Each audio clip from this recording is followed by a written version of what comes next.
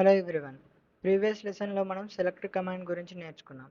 Select command use చేసి టేబుల్లో ఉన్న డేటాని రిట్రీవ్ చేయొచ్చు.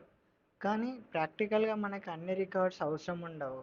కొన్ని స్పెసిఫిక్ రికార్డ్స్ మాత్రమే కావాలి అంటే అక్కడ వేర్ క్లాజ్ యూస్ అవుతుంది. వేర్ క్లాజ్ని రికార్డ్స్ ఫిల్టర్ చేయడానికి యూజ్ చేస్తాం. ఎగ్జాంపుల్గా ఎంప్లాయీస్ టేబుల్ ఉందనుకుందాం.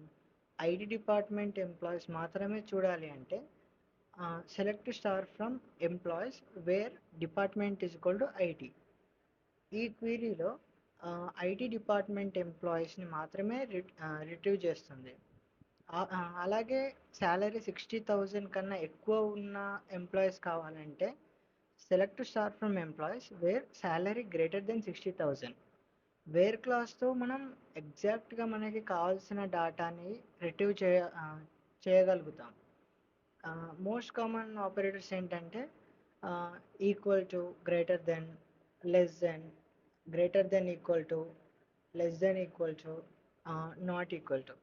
ఇప్పుడు ఎట్లా మనం గుర్తుపెట్టుకోవాలి అంటే select is equal to retrieve, where is equal to filter data. Next లెసన్లో డిస్టింక్ట్ కమాండ్ నేర్చుకుందాం.